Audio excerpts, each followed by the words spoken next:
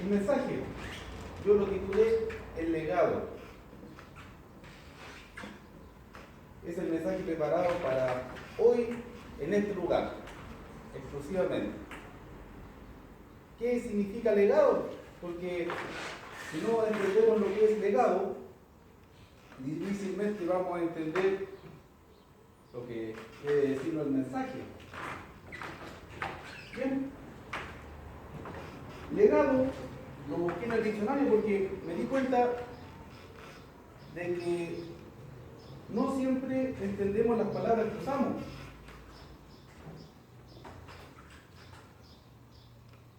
El problema de eso es que le damos un mal uso a veces al español. Yo busqué legado y me salió acción de legar. Entonces quedé igual. Busqué legar. Y legar me sale como dejar algo en testamento a alguien. Básicamente lo que hablamos de herencia.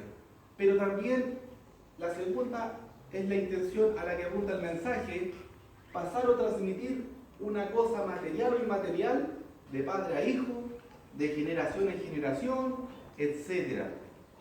Y qué curioso lo que nos hablaba el hermano. Cuando dirigía la cena, nos hablaba de que terrenalmente podemos pasar desapercibidos en esta generación. Y con suerte la segunda y tercera podría recordarnos por algún evento que hayamos hecho.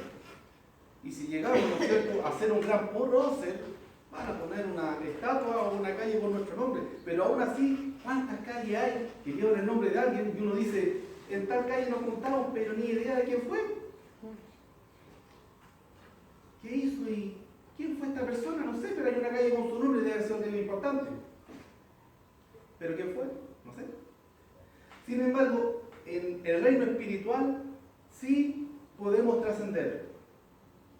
Sí podemos dejar un legado. Y para entender la idea de legado, yo usé la idea de los frutos. Estuve estudiando el tema de dar frutos aquí. Bíblicamente estuve meditando mucho en esto. No mucho en cuanto al tiempo, sino mucho en cuanto a profundidad, para hacer la aclaración. Y pensé en esto, clases de fruto. No estoy hablando de Gálatas, del fruto del Espíritu, sino que el concepto general, cuando el Señor nos habla de el árbol bueno, el árbol malo, el que no da fruto, de la higuera que estaba estéril, etc. En ese concepto o contexto, vi estas tres referencias en tanto parábolas como enseñanzas del Señor Jesús. Fruto inexistente, fruto malo, fruto bueno. Tres clases de frutos que nos habla la Escritura. En términos genéricos, quiero poner eso como bien claro. Tenemos tres clases de frutos. Tengo los pasajes escritos a modo de facilitar, ¿no es cierto?, el avance del mensaje. En Mateo vemos 2 veces la frase de dar frutos buenos.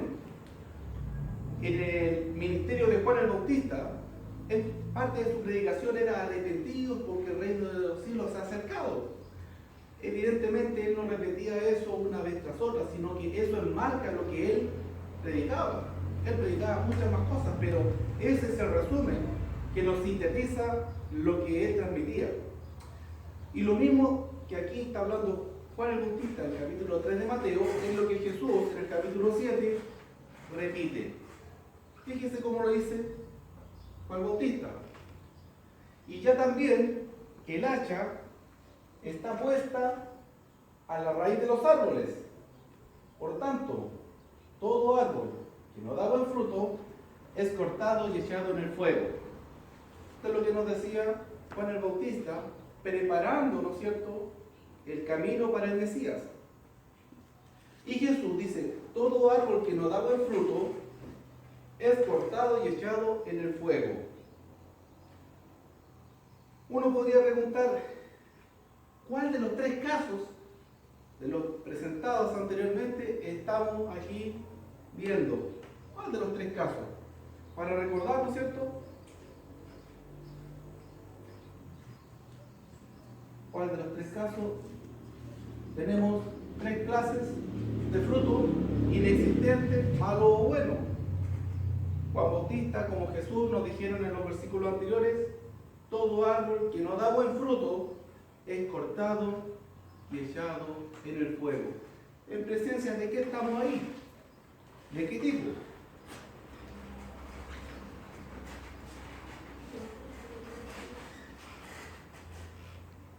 Tenemos esos dos.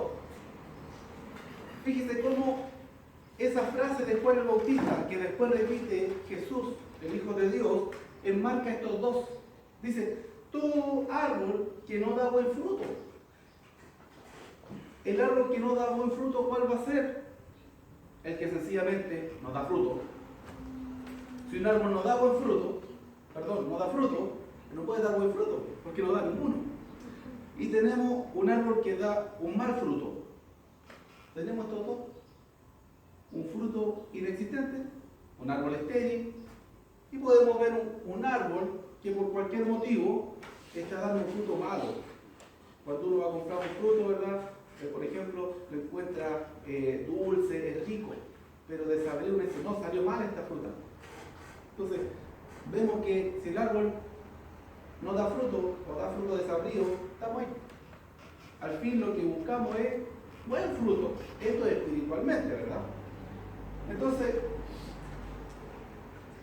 el Señor, al decirnos una frase, nos está hablando de los dos. Sin embargo, seguir investigando el tema de los frutos, en el mismo Mateo, Jesús, mucho más adelante, ya en su ministerio, en el capítulo 12, lo anterior estamos mucho más atrás, Jesús dice: o haced el árbol bueno y su fruto bueno, o haced el árbol malo y su fruto malo. Es decir, Jesús nos da la posibilidad a un fruto intermedio, o a una insistencia, o a tres casos. Y aquí es importante ir siguiendo la idea, o si no, nos vamos a confundir. Aquí el Señor Jesús dice: o el árbol es bueno y su fruto es bueno, o el árbol va a ser malo y su fruto es malo. No hay más posibilidades. Pero también en la misma palabra del Señor encontramos esta frase en Judas, y la encontramos en muchas otras partes. Yo me limito a solamente un versículo para respaldar, ¿no es cierto?, la idea bíblica. Habla de árboles otoñales sin fruto, es decir, sin fruto bueno ni fruto malo. Otoñales, y mire, agrega dos veces: muerto y desarraigado. ¿Qué fruto va a dar un árbol desarraigado? Si un árbol hay que cuidarlo para que dé fruto. Un árbol que se sacó de raíz, se dejó a un lado, muerto, no puede dar fruto. Igual, esa idea, me doy cuenta yo que es insistente la palabra, aparece. Aunque Jesús es enfático en hablar de frutos buenos y malos, también vemos en la misma palabra muchas coincidencias de ausencia de frutos. ¿Cómo unimos todo esto? ¿Cómo unimos todo esto?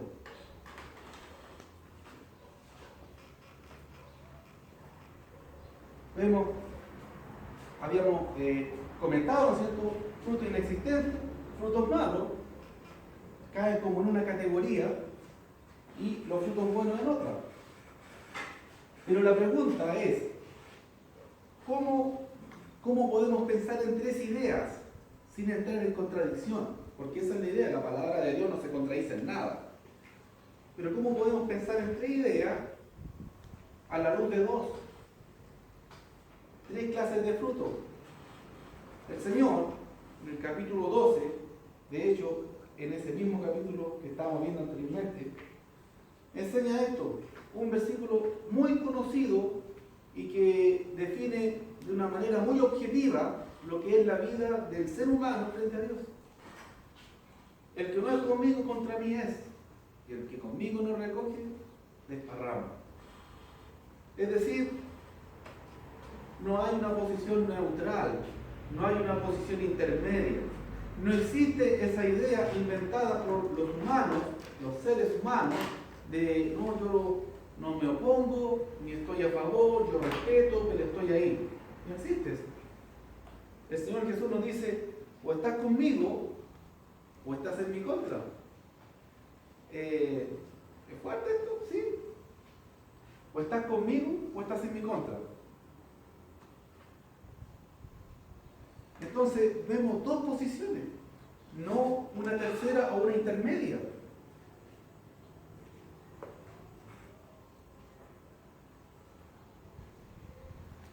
¿Cómo entender esto de una manera simple?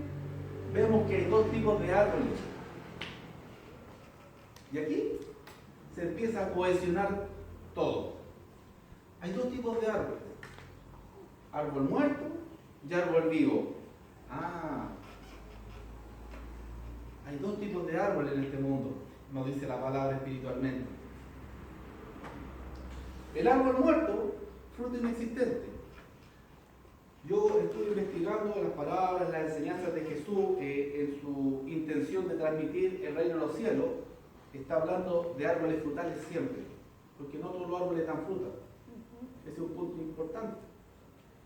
Cuando el Señor habla de frutos y espiritualmente ilustra con árboles, nos está hablando de árboles que no dan frutos, porque no todos los árboles dan frutos. Pero él, en toda su enseñanza, habla de árboles que lo dan. El árbol vivo puede dar fruto, malo o bueno, pero puede dar fruto, estando vivo.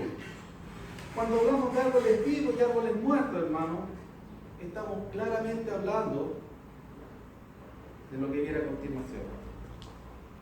Y usted va a estar muy de acuerdo en esto. Árbol muerto, los mismos dos tipos de árboles, toda persona sin Cristo. Estamos ilustrando a las personas como árboles. No somos árboles, pero el Señor le está hablando de una manera alegórica, de una manera espiritual. Y nos dice que árbol muerto es toda persona sin Cristo. Usted podría ir a Efesios capítulo 2, los primeros versículos, y va a encontrar inmediatamente esa idea. Y va a ir a muchos más pasajes que le van a decir que sin Cristo estamos muertos. Muertos en nuestros delitos, en nuestros pecados, muertos en una falta de comunión con Dios, enemistados con Él. Entonces, toda persona sin Cristo es un árbol muerto. Y toda persona con Cristo, o lo que dice la Escritura, en Cristo, es un árbol vivo. Un árbol vivo puede dar fruto, ¿no es cierto? Lo vimos anteriormente. Árbol vivo puede dar fruto bueno o malo. Ahí lo tenemos. Árbol muerto, fruto inexistente. ¿Qué fruto va a dar un árbol muerto? Pero un árbol vivo puede dar fruto. Pero este fruto puede ser bueno o malo. Entendiendo eso, ¿no es cierto? Lo recién dicho, todo árbol muerto es una persona que está fuera de Cristo y todo árbol vivo una persona que está con Cristo. ¿Qué árbol es usted? Porque si está sin Cristo es un árbol muerto. Y ese es el mensaje que debemos hablar a las personas que no están en Cristo. Más aún si tenemos visitas, familia o amistades, ese es el mensaje que debemos dar. Dios quiere darte vida. Pero mientras no estés en Cristo o con Cristo, tú eres un árbol muerto. ¿Puede dar fruto un árbol muerto, hermano? No. Ni bueno ni malo no puede dar fruto, porque está muerto. Pero estando en Cristo, usted va a ser un árbol vivo. Toda persona con Cristo es un árbol vivo. Entonces la pregunta es importante. ¿Qué árbol es usted? Porque siempre el mensaje va dirigido a la audiencia. Hay cristianos, hay visitas, hay de todo. Y esa pregunta es personal, es individual.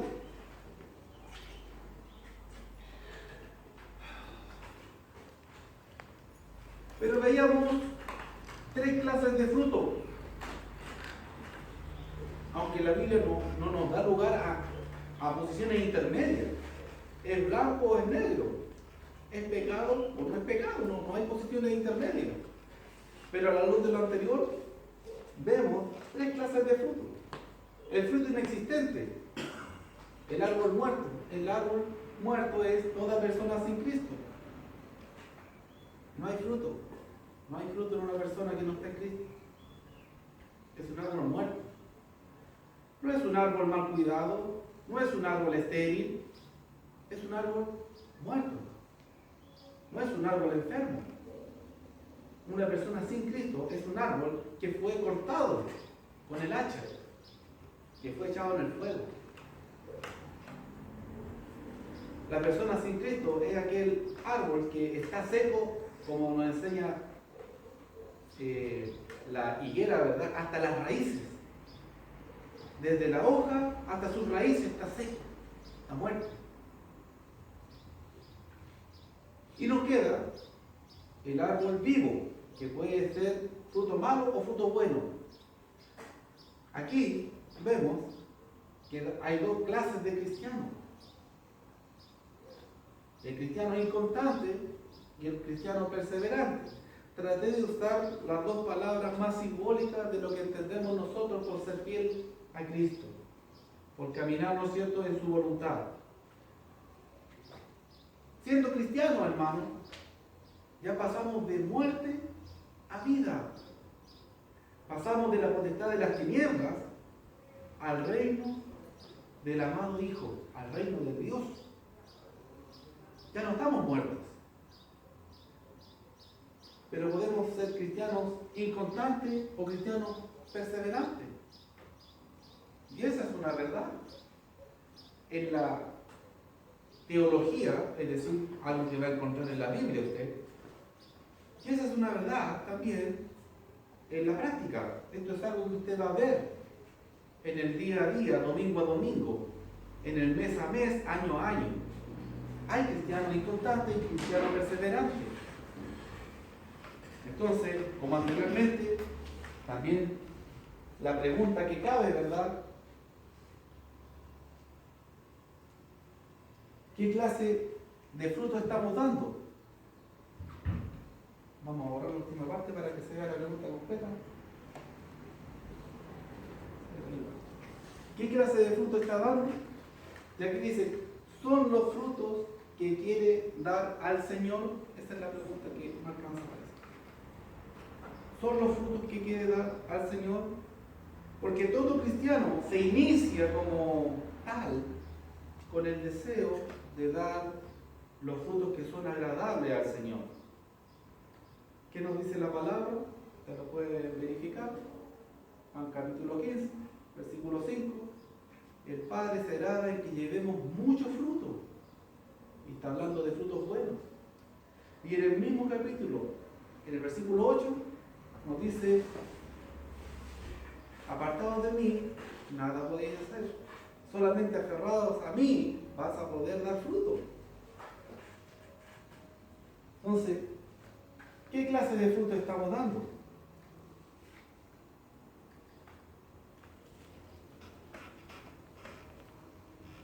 ¿Cuál es su legado?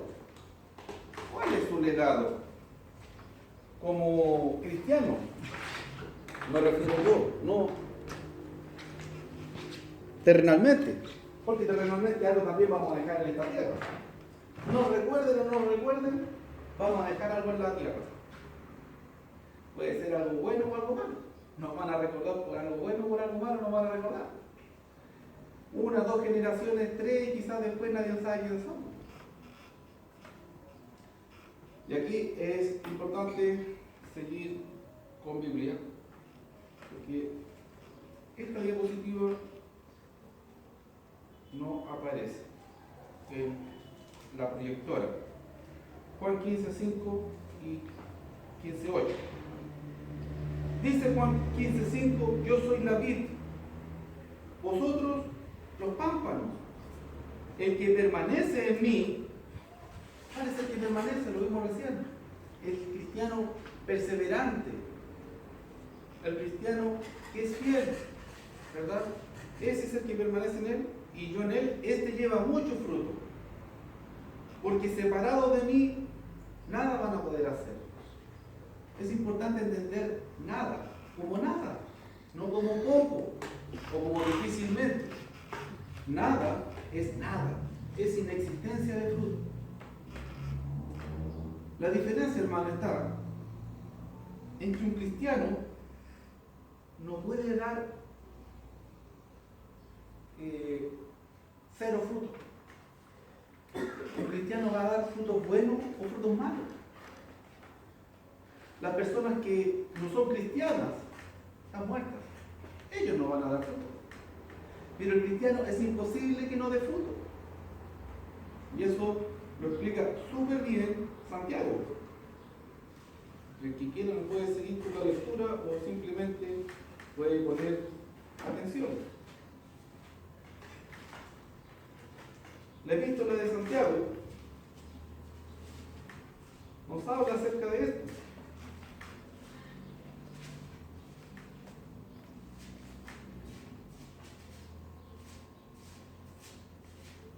El que sabe hacer lo bueno y no lo hace, le es pecado. Es decir, el cristiano ya sabe lo que tiene que hacer.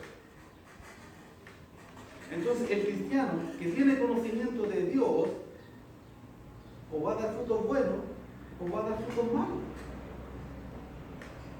Pero el que no conoce a Dios, el que no es cristiano, él ni siquiera va a dar frutos. Ni siquiera frutos malos, nada. Está, como dice la Escritura, entenebrecido su entendimiento, está en las tinieblas, ajeno de la voluntad de Dios. ¿Qué fruto va a dar?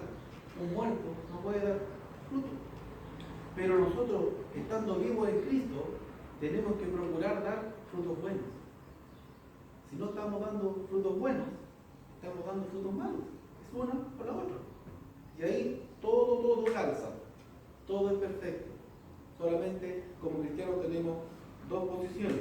Ahora, volviendo a Juan, dice que el que permanece en mí, este va a llevar mucho fruto. Porque apartados de él, no vamos a poder hacer nada. Nada. Versículo 8. En esto es glorificado mi Padre, en que llevéis mucho fruto, y seáis así mis discípulos. Podemos ser discípulos perezosos, sí. Discípulos estáticos, sí. Podemos ser discípulos de ese tipo. Y entendamos, en esa condición, hermanos, no vamos a ser cristianos o discípulos estériles, porque no llevemos fruto. En esa condición vamos a ser cristianos o discípulos que estamos dando malos frutos. Los frutos estériles, los que no llevan fruto, los que están ajenos de la voluntad de Dios, los que no conocen a Dios, son las personas del mundo, que la Biblia habla del mundo como el cosmos, es decir, lo que pertenece o es ajeno a la iglesia. A eso le llamamos mundo bíblicamente, ¿no es cierto? El contexto bíblico de mundo es lo que está ajeno a la iglesia. Como cuando en el contexto de Cristo dice, en el mundo tendréis aflicción, pero confiad, yo he vencido al mundo. ¿Confiar en qué? Confiar en Él. En que por medio de Él nosotros también podemos vencer al mundo. No sé si usted alguna vez se ha preguntado, ¿y qué significa vencer al mundo?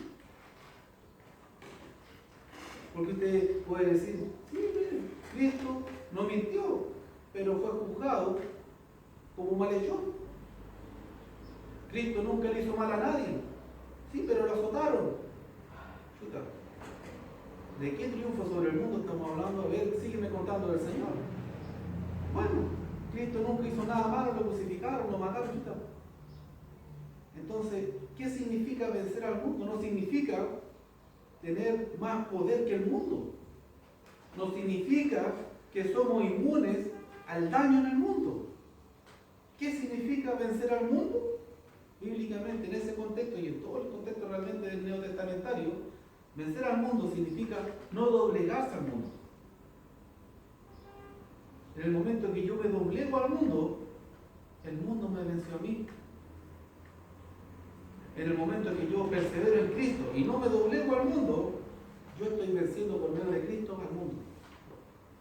Es un poco la historia del profeta Daniel, ¿verdad? Para los que han estudiado ese libro. Él nunca se doblegó, aunque lo echaron dentro de un foso por leones. Y no leones heridos, medio muertos, leones sanitos y hambrientos.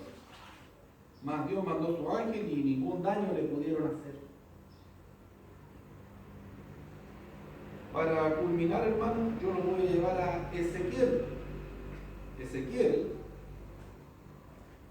es bien interesante. Y hasta último momento yo pensé, este pasaje está dentro del contexto.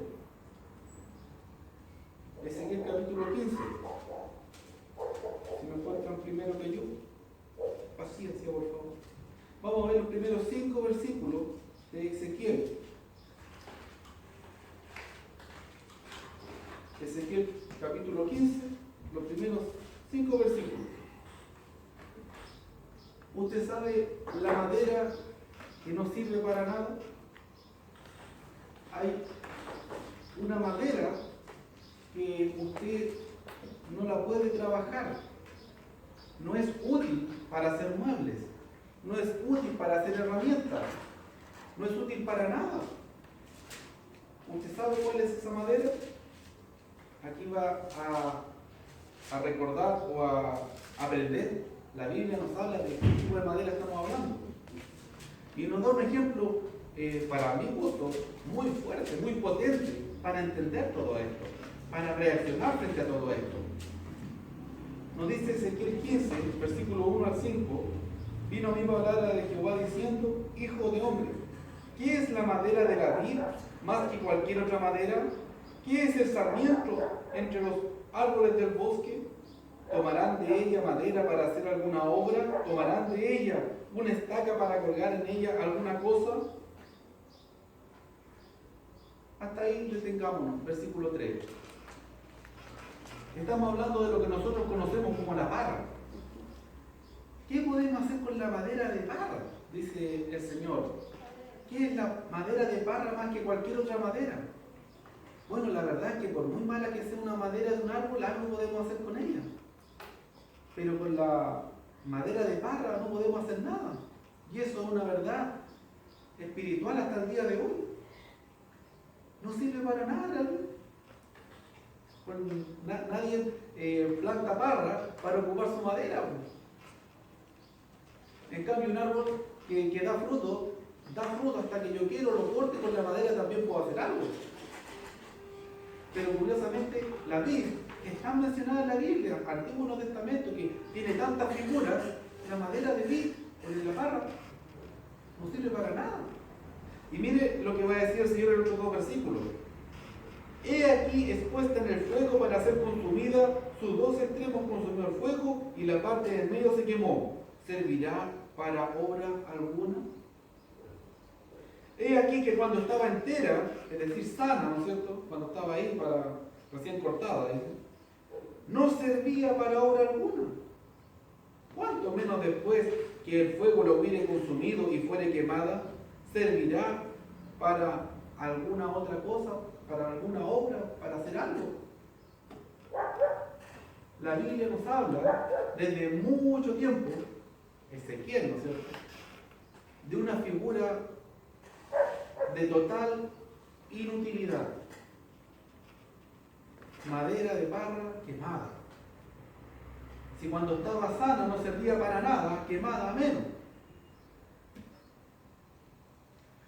Siempre el Señor hablándonos de que podemos ser útiles y que podemos ser para honra de Él. ¿En qué es glorificado el Padre? Juan 15:8 lo vimos recién. En que llevemos mucho fruto. ¿En quién podemos llevar mucho fruto? Versículo 5, solamente estando en Cristo. Si somos cristianos, estamos vivos, tenemos vida en Cristo y podemos llevar frutos buenos o malos. No pensemos nunca en poco fruto. Hay un dicho que, dependiendo del contexto, quizás terrenal, puede tener sentido cabida. Y usted lo ha escuchado muchas veces, de lo bueno poco. Bueno, mejor algo bueno, aunque sea poco, que mucho, que no sirva para nada. Dependiendo del contexto, podría ser verdad terrenalmente. Pero espiritualmente, esa idea no está. No es una idea que nos transmite el Señor. El Señor quiere mucho fruto. Entendamos que esto es un proceso. No vamos a dar mucho fruto de un día para otro. El labrador dice que tiene que trabajar primero, con paciencia, con constancia, para, llegado el día de la cosecha, él recoge. ¿A qué labrador no le gustaría sembrar la semilla hoy día y que mañana estuviera todo ya maduro para ir a buscar? ¿A quién labrador no le gustaría eso? Pero desde el momento en que empieza a sembrar la semilla, el labrador sabe que va a ser un proceso lento. Si uno va a ver a cada rato la planta o la espiga, está igual. Aunque todos los días crece, pero es tan poco que la vemos todos los días igual. Es un proceso lento. El Señor nos muestra esa figura para entender de que también este proceso puede ser lento. Pero aunque lento, esa planta va creciendo. Aunque lenta, esa planta llega un momento en que la espiguita crece, es un tallo, es un arbusto y da fruto. Pero ¿qué pasa a veces en la iglesia? Queda estancada en algún punto. Es como que la naturaleza, ponga atención en esto, es como que la naturaleza, ¿no es cierto?, no se está cumpliendo la ley natural en la naturaleza. Porque el Señor nos da un ejemplo natural, para darnos a entender que es natural que como cristianos, que nacimos un día en Cristo, hoy, mañana y más adelante, hasta que Dios lo permita, seamos cada vez más maduros, seamos más en altura espiritual cercanos a Cristo. A veces pensamos en el legado terrenal como algo trascendental. Los padres se preocupan muchas veces de que los hijos alcancen una carrera, una profesión, se esfuerzan mucho en eso, dedican mucho trabajo para poder lograrlo con sacrificio, y no es malo. Pero esa carrera les va a servir, va a ser una herramienta en este mundo. Pero se preocupan con ese mismo ímpetu los padres de que sus hijos lleguen a ser predicadores el día de mañana. Porque pongamos atención a eso. Apoyamos a nuestros hijos, a nuestros sobrinos, a los hijos de nuestros amigos, etc. Yo me pongo como ejemplo a motivarlos, a incentivarlos, a ayudarlos cuando es posible, porque también cuesta para que el día de mañana se gane, ¿no es cierto?, con una herramienta, el sustento. Pero cuánto más deberíamos estar preocupados de que ellos, el día de mañana, adquieran un legado que es eterno, un legado que trasciende a este mundo terrenal. Porque la carrera que estudiemos, porque algunos de nuestros seres queridos estudien y alcancen, va a ser una herramienta para este mundo, pero de este mundo no trasciende. Más la carrera que no habla la palabra, por ejemplo, correr con paciencia la carrera que hemos comenzado en Cristo, esa carrera nos lleva a la gloria eterna. Ese legado sí que es importante. Una vez un predicador decía: yo quiero que mi hijo sea doctor, yo quiero que mi hijo sea abogado, yo quiero que mi hijo sea ingeniero. ¿Y cuántos padres están diciendo: yo quiero que mi hijo sea evangelista? Y me hizo pensar. Y fue un sermón de hace 4 años. 4 años escuché ese sermón, 4 o 5 años. Me hizo pensar. Y siempre pienso en esa frase. A veces estamos tan preocupados de un éxito terrenal que desplazamos el espiritual. Tenemos que estar trabajando en una cosa como en la otra. Si no es malo, no es malo surgir y tener una herramienta para trabajar en esta vida. No es malo. El Señor nos lo prohíbe, al contrario. Nos da la sabiduría, nos da los recursos, los medios para lograrlo. Pero es importante entender que no debemos desplazar lo espiritual. podemos pensar este ejemplo, extrapolarlo. Es solo un ejemplo. Podemos extrapolarlo a lo que usted quiera. Podemos pensar en un negocio. Yo quiero poner este negocio, emprender esta cosa, quiero poner una empresa. Y dedicar mucho tiempo a eso. Y el negocio más importante de todo, el Señor Jesús lo enseña a los 12 años más o menos, si no me equivoco, 12 años, y dice, en los negocios de mi Padre me conviene estar. Los negocios más importantes. ¿Y nosotros estamos en los negocios del Padre? ¿O hemos caído quizás en un sistema a veces que nos absorbe y nos hace decir, Señor, tenme paciencia, después para ti? Y uno lo ve. Uno lo ve y dice, escucha, no, la iglesia tiene que reaccionar. El pueblo de Dios tiene que despertar. El cristiano que cantamos tanto en distintos himnos, ¿no es cierto? Ese el cristiano fiel, el cristiano, etc. Ese cristiano tiene que despertar.